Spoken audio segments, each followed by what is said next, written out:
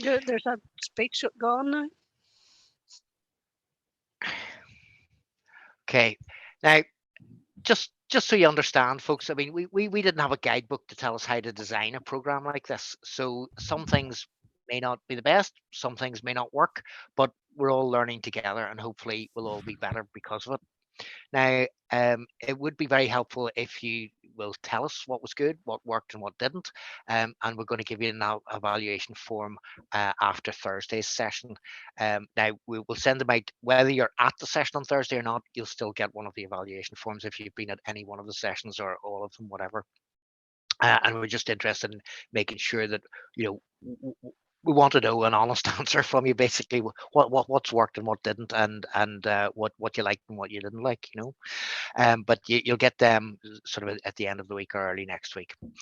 Now, I do keep saying it, but we're not here to tell you what to do. Our goal is to guide you to the knowledge you need to do your very important job as an organizer. Hopefully, we're building both your abilities and your confidence in yourselves. And this program of seminars is to provide the help and support that you didn't know that you needed or wanted. And it's to build a network that can help you with whatever you do need, whether that's support or encouragement. Now, the sessions are not just formal training, because the discussions form part of the learning too. And that's why we keep saying you need to be honest with yourselves. We can all learn from things that branches are doing right, but also from what's going wrong. And there are many branches out there doing really well, but also plenty that could maybe do better, including my own. But we have to be honest with ourselves and admit that none of us are perfect, and we could probably find ways to be better. That's certainly one of the things that I can take away from this about myself. But that's why there are no judgments here. None of us is perfect. We're all here to learn and gain perspective on our needs, our capabilities, and what we want to achieve. Then we can set our goals and start to achieve them. But none of it can be done overnight, and it takes time to build that achievement. Today's seminar is about organising your committee.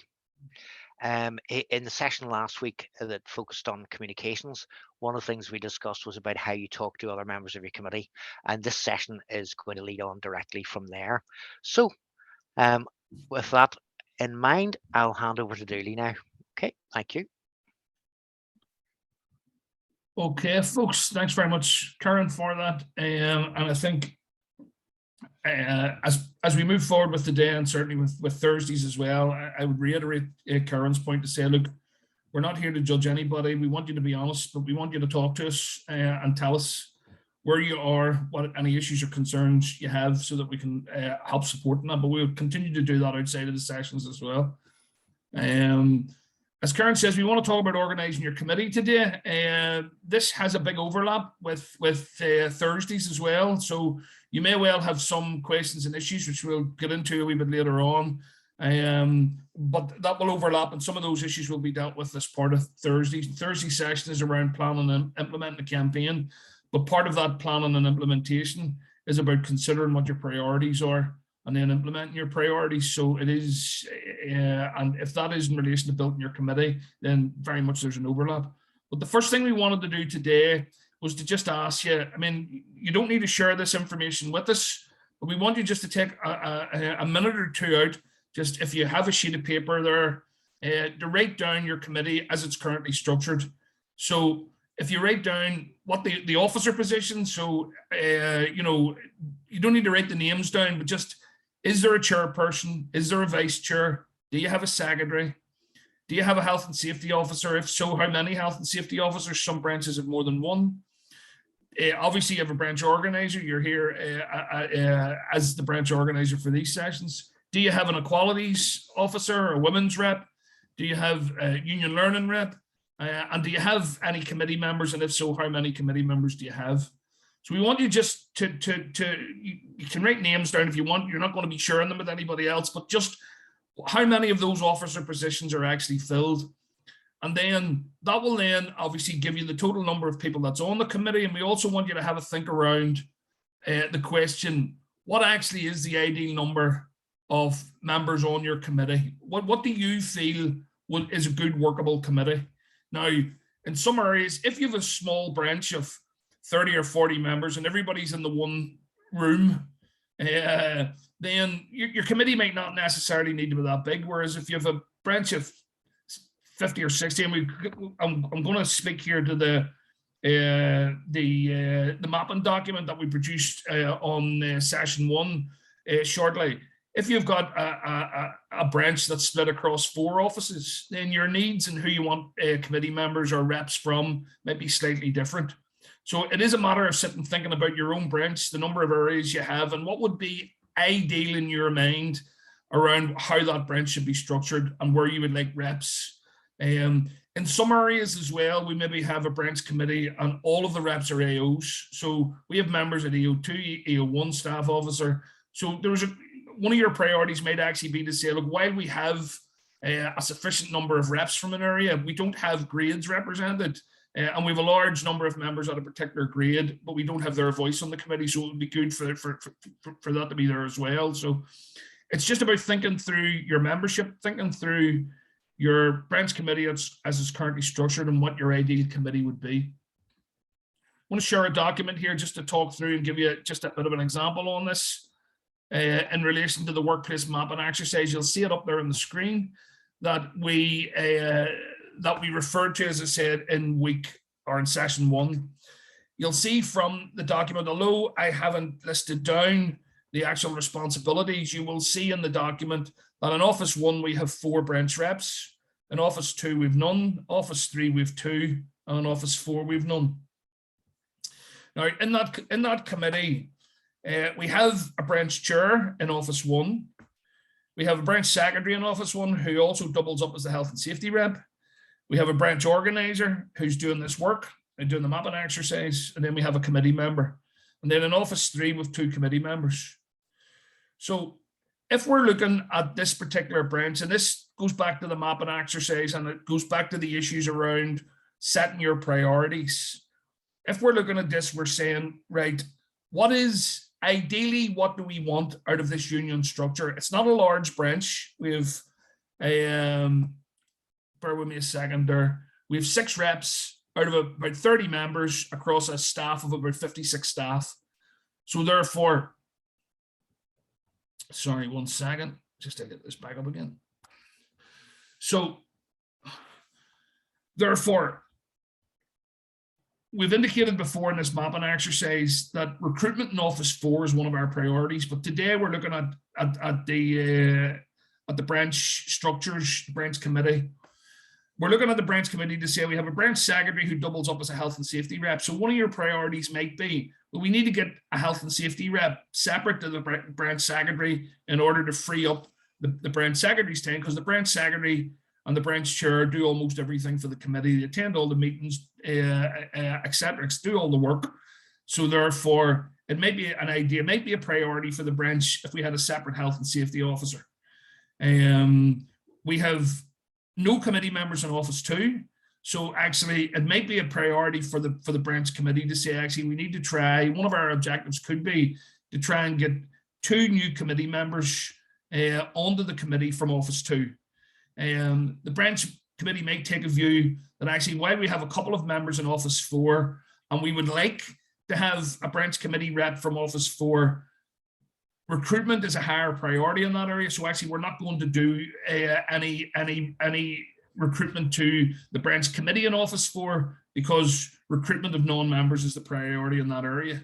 So actually, when setting out your priorities for the branch committee to consider and agree on, for me, looking at this, really, the priority is to try and get some representation on the branch committee from Office 2. That would be the main priority looking at this mapping exercise.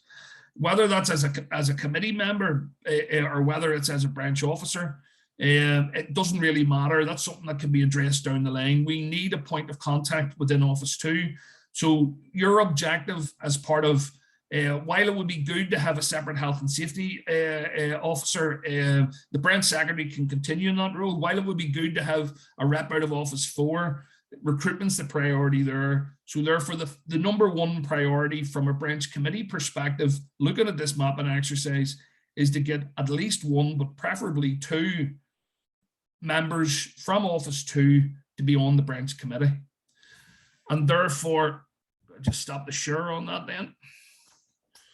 Therefore, as part of this assessment, what you're doing is using the mapping exercise, using your knowledge of the committee, using the structures that are there, the various grades, the issues that are affecting members. You're using all of that information to set your priority for what the committee should be focused on. Now, I can do more than one priority, but for me, looking at that mapping exercise, recruiting 2 reps from Office 2 is the #1 priority in relation to the committee.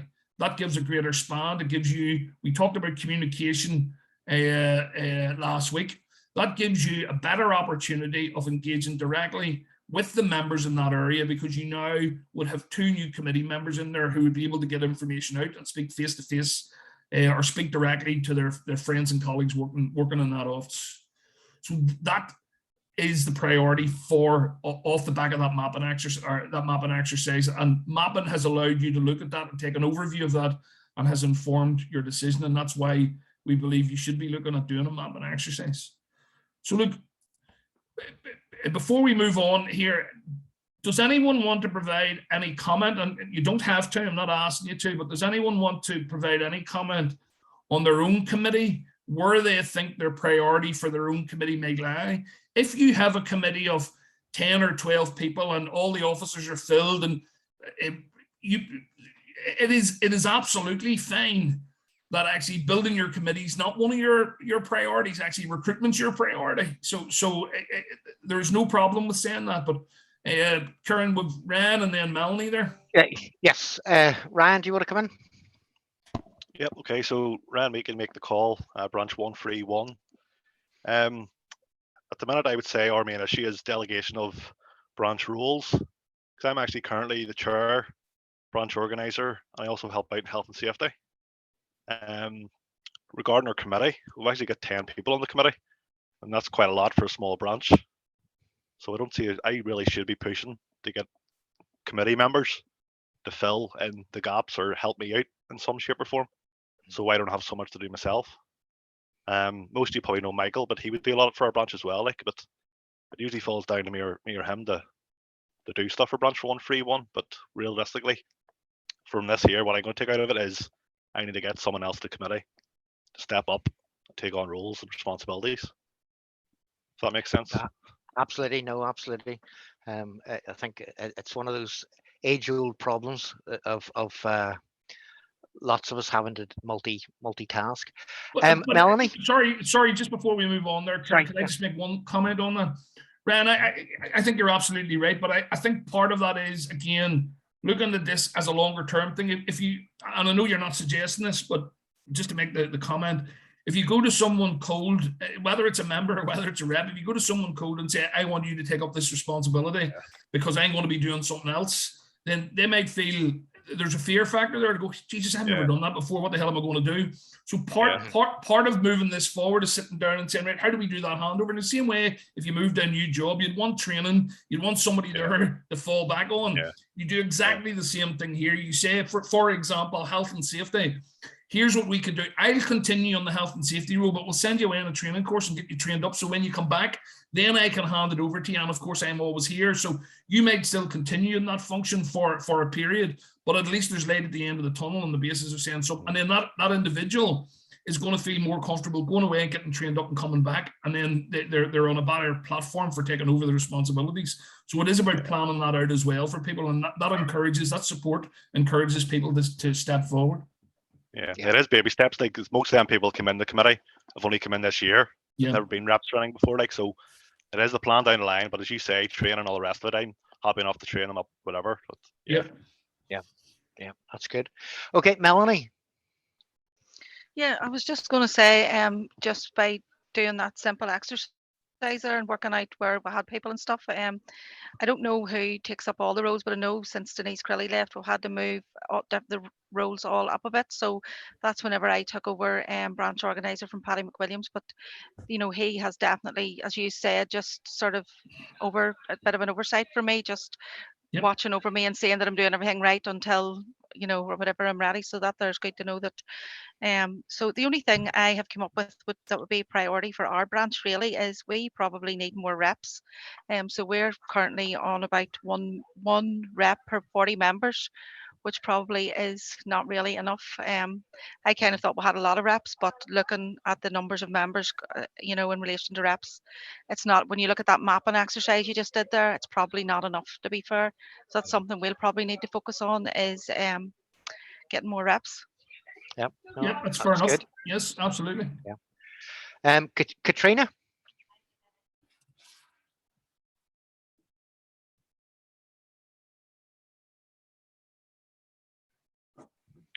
Katrina's been unmuted. She's still muted there. I mean, sorry, I don't know how to put my camera on, but You're all right, Katrina, go I'll ahead. chat, and I've spelled my name wrong, but I was just listening. We have 6. We lost 2 people at McGee one, but we were only 6 of us. But our branch has got bigger and bigger. We were maybe 120, and was benefit security division, but we've added on different. The whole branch itself is now about 500 people, but not all of them are in branch 134, which is our branch. Yeah. So that's kind of confusing too. I didn't know this until recently because I asked. And to be honest, the people that are on the committee are the original sort of staff. They're all from the original, and we're widespread, and we only have one person from the west, nobody from sort of the North Derry direction. With somebody in the south, but I mean, it's all the people who were originally in the original 120 branch 134. Yeah. There's nobody new, and that was something I hadn't thought about until doing this, and I suddenly realized, we really do need to, if we can, get more representation from people out in the regions. But how you go about that is, if you have no real contact. Yeah, we're going to do a wee bit of that next week in relation to the how part of it, Katrina. Or sorry, not next week, the next session on Thursday. What we are looking to do, really what we're trying to shine up as part of this process, is just to say, there is no sense launching a campaign and doing a whole pile of work around it if actually it's not targeting what your priority is. If you could go out and do a whole campaign about recruiting more people to your branch committee, and your branch committee be fine, and you end up with too big a branch committee, or you could do a whole pile of work around recruitment in one building when actually you don't have a problem with recruitment in that building. You have a problem with recruitment in another building, So it's not representative at the minute. That's the problem. No, and that's why the mapping exercise and doing this review of your branch committee and how your committee's structured and all that will set your priorities. Because on Thursday we're going to talk about how you plan and implement a campaign.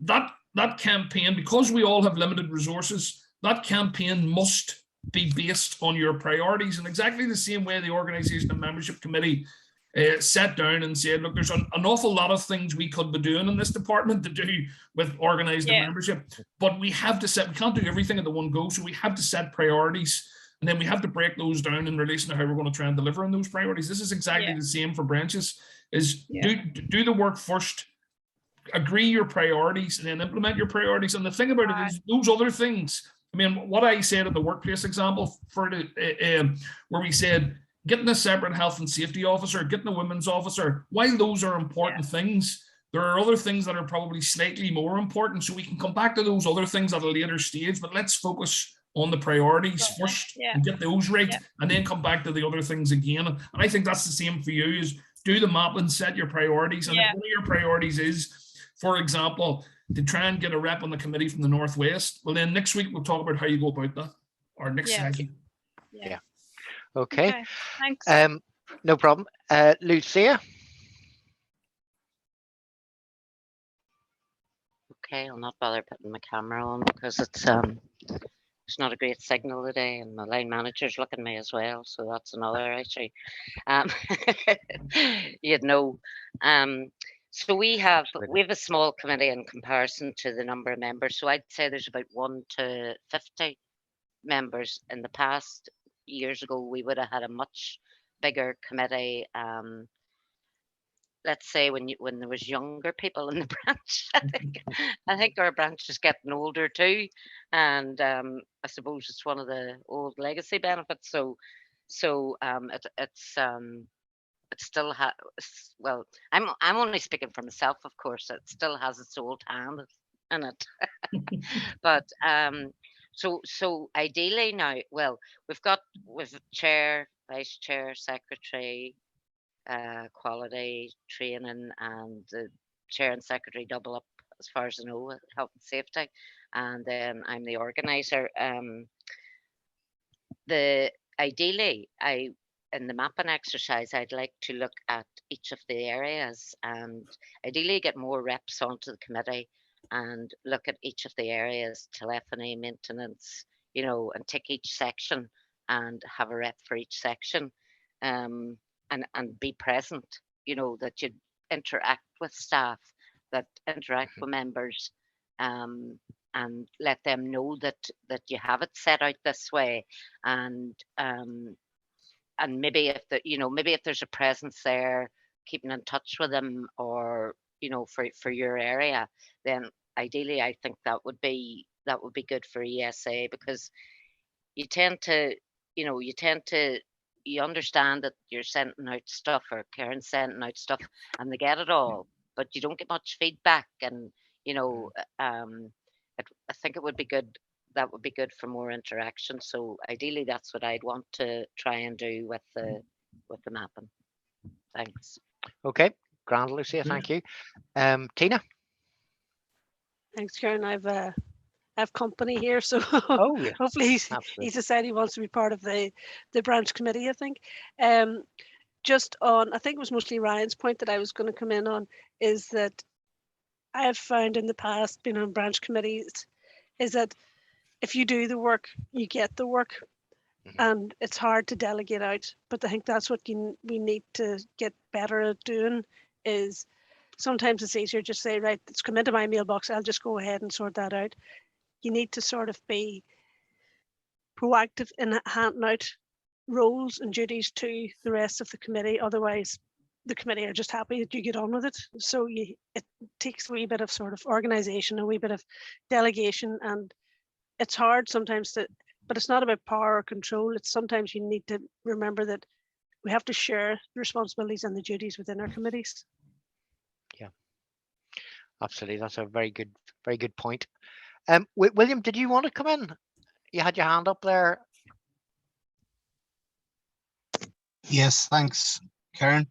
Yeah, it was just on the going through those 3 sites that we have.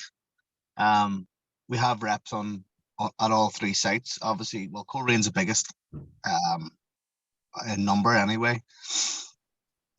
We have 4 members in that area. We have 6 in total, over 152 members. So it's just over. I'm trying to work that out. Yeah, divided by 5 would be 30. So divided by 6, we're around 25, I think 27 or so. Per rep. We'll have full branch chair, branch sec. Some of those branch sec would is myself, so I double up as branch organizer and GLR. I have no issue with that, because I think a lot of the work that crosses over regarding organisation and secretary work does cross over. Branch chair has no other roles at the present time, but our vice chair is also health and safety. Quality officer is also health and safety. ULR is also we encourage them to become the Northern Region chair for Whitley purposes for our regional meetings. And then we have 1 other committee member. We also have I think we have a good spread of across the grades. We have 2 AOs, 3 EO2s, and 1 EO1. I was just listening to I forgot what her first name is again. Apologies. Regarding business BSD. Yeah, it was Katrina. Katrina, I think I'd like to have a chat at some point as well, but with Tina on this too, because like I said, we have ERD, and I'm pretty sure that does fall under the the same grade 5. But it's not like I want to get rid of members, because obviously a strong branch is good and all that sort of stuff. But it is just a fact of we don't have anyone in ERD. We have people who used to work within ERD. That's our quality and health and safety rep. But that was one of the things we would look to be doing, is to increasing the representation that there is in that area, even though it isn't Coleraine, and there is 4 reps in that area for if there's any questions, or if there's at any time the branch has any queries, they're usually dealt with on a quick email to the grade 7 by Dooley, that is. Don't take all the credit next time, Dooley, though. I didn't take the credit that was given to me. But like we would like to see something higher, something more within ERD. But it is something that it is something that I'm not 100% sure whether we even should be taking this on as a brand. I think it's more just because it's geographic, and that's something that I'm happy to maintain that. But it's just I don't like to think that if there's a huge amount of area covered, but that's something that maybe again organising committee should be looking at again for those large branches that are split out. But that's something for the organising membership committee on DFC to have a look at too. Karen, can I come in just on that go ahead. That last point of Williams? Look, folks, this is look, it's the NIPSA branch structure in some areas is very clear cut. You know, maybe your senior managers, the grade 7, the branch sits under the grade 7. You're all in one building. It makes absolute sense, and that's fine. However, our structures do not always reflect the management structures, because sometimes the management have small business areas that wouldn't sit as a branch in their own. We know in the JBOs, a number of the JBOs sit together for NIPSA purposes. I mean, recently we have had agreement at the DFC committee where the 2 branches in pensions, it's been proposed that they'd actually come under one branch now, and that makes sense. We have other areas where there are overlaps, and we have conversations with branches about those structures. Our objective, as William has indicated, the objective is to make sure that members are represented as best they can be by whatever the structure is. But sometimes it is geographical, because that's the best. It's not perfect, but that's the best way the members can be served. Sometimes it is within a management structure, but then that means that branch is set up across multiple sites. And there are sometimes issues across that, the likes of benefit security, for example, which has a large number of sites. So it is about sitting down, and part of this assessment, part of looking at that, if you need to, I don't think there's too many branches need to, but there might be some areas. Part of what we're asking people to do here as well is to have a look at your branch structure and say, actually, is this the best outcome for members? Do members get the best service they can through this process? And if there needs to be changes on that, then the branches that are impacted can have a conversation, have a chat with your seconded officer, and we can bring that through to the organisation and membership subcommittee. One of the things that the organisation and membership subcommittee has committed to do, but because we were doing this work here, it was put on the back burner a bit, is when we get through into the autumn, what we're hoping to do is to provide the organisation and membership with a full breakdown of all the branches and the areas where they have responsibility for the organisation and membership committee to take a look at it and say, is this structure the best structure that we have? We have 38 branches in this department. Now, the next largest branch has about 9 or 10 branches. Now, we're substantially bigger than the next branch, but nonetheless, we have a lot of branches. The question is that the best structure? But the difficulty sometimes is that we sit down, we have a look at it, we decide to make these changes, and then 2 or 3 weeks later, the management decide to change their structures, and then the structure we've agreed for NIPSA does not reflect the management structure, and we have to start all over again. So it is about trying to get something that's reasonably stable as well. And if there is stuff subject to change or stuff in the pipeline, then it's sometimes better to sit tight or put a temporary arrangement in place to see where that goes first.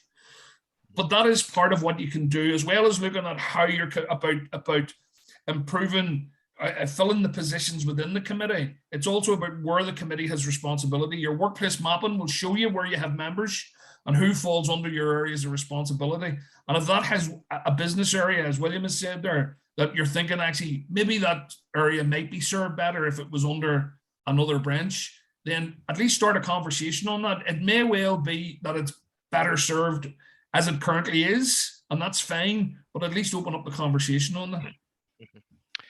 Thanks, Dooley. Laura, I'm going to bring you in, but I just want to make a couple of comments as well. Fundamentally, the branches have to agree to any changes as well. Nobody can come in and tell you you have to change and this is what's going to happen to you. So it's all within agreement within the branches. And also the last thing that we would ever want to do is make a change that was going to be detrimental to the members in those areas. Absolutely. You know, where you break up a branch because geographically or management structure doesn't make them sit together very well, but then leave a branch with no structure Absolutely. in it. So that's not what we're going to do. So it is very much a case of there's a conversation to be had, and as Dooley says, you know, between branches that's grand, and with our help and involvement certainly, and the seconded officers, that's definitely the way to go. But as I say, the last thing we want to do is leave people with no representation. So that isn't going to be happening. Laura, do you want to come in? Yes, hiya. I'm branch 132. We're spread over 3 offices. We're quite a new branch with staff changes. So our committee went from 2 members to 5 at the last AGM. So we are growing, and we're trying to recruit more. With the kind of important roles filled, but it's hard to recruit people to take on roles. We don't have any reps at all in the 2 other offices that we cover. Now, everyone was invited to the AGM and we'd say what roles or what vacancies there were needing filled, but we had very low turnout from the other offices at the AGM. So that would be our issue, trying to recruit from the other offices. There has been a bit of interest, but we need to work on that. There's 5 in the committee and we've about 100 members, I think. No, that's excellent, Laura, and this is what all the work over these 3 sessions is about informing the committee about actually what is your main priorities that you can put your time and your effort into, because we've all got limited time and effort. As I said, I don't want to kick everything on to next week, but next week we'll be talking about the how part of this. All we're trying to do today is to get you thinking about actually what would be our priorities, what actually do we need, because next week we're going to talk about the how part of it, and we're going to build in a campaign that will look at both developing the committee and recruiting new members. But the reason we're covering both areas is not that we want branches to do both. It's that we want branches to consider both. And then if you feel actually, do you know what, our committee's fine, we're going to concentrate on recruitment, then that's dead on. That's your priority. That's fine. And if it's the other way around, on the basis of saying, do you know what, we want to have a committee up and running and functioning because we're a new committee, we have a job of work to do around communication. So that's going to be our priority. And then we're going to do recruitment second once we get that up and running. Then that's fine as well. That will be your focus. But at the meeting next week, or the meeting on Thursday, we'll cover both of those. But the principles we'll set out about planning through it and implementing it will apply to both. So you'll be able to pick up from that if you can make it on Thursday. Great, thanks. Yeah, I mean, it's very much a case that you know, you set your priorities, and you know, if your priority is to recruit committee members and get them doing the different jobs, that's grand. You do that over the course of a few months, and then your second priority being maybe recruiting members is punted on to a few months later. So I mean, it's definitely about what you can do at the time and what your primary priority is going to be. And as we've said, every branch is different. But you have to look at it, and this is great having these conversations today as to how, because it gets you thinking about it, and it's very much a case of, because we haven't done this for a very long time. We're all starting at a low boundary here, so Absolutely. it's good to get all those conversations and get thinking about these things. Look, folks, I think over these 3 sessions, what we've been trying to set out is that, success around recruitment and building your committee is, it doesn't just happen. It has to be planned. You have to look at it. You have to take a structured approach to it. You absolutely have to prepare for it. Once you set your objectives, once you do your mapping, you have your conversations with the branch committee, you set your objectives for the branch committee, then at that point, you can look at, right, how do we achieve those objectives? On Thursday, we're going to give you some examples of how you can go about that. But where we are at the minute in the first 3 sessions is about doing the donkey work first, having a look at where the members are, where the non-members are, where the reps are, where the officers are in your committees, looking at how you communicate as part of all of that in order to set your priorities. So at the end of this session, what we're hoping is that you will have a better idea of what the actual priorities are for your branch. Now, they still have to be agreed by your branch committee, but at least then you can say, I've went through this process. Here's what we need to do, but here's what I believe our focus should be. First of all, here's priority 1, here's priority 2, here's priority 3. We're going to focus on priority 1. And then what we'll talk about on Thursday is once you've made those decisions now, how do you actually go about doing that? And part of what we have in the build-up is that we have a long run-in as part of a planning stage, because you need to get all your ducks in a row before you actually start doing anything. And then we have the implementation of it. And what we're hoping to do as part of the implementation part is give you some skills and some ideas around how do you actually engage with people face to face? What do you actually say to them? How do you actually engage with people online? How do you raise the profile of NIPSA within your branch? How do you raise the role or the profile of the branch committee? And that's looking at communications. We have a number of ideas that we want to give you around that, things that we can do as part of that.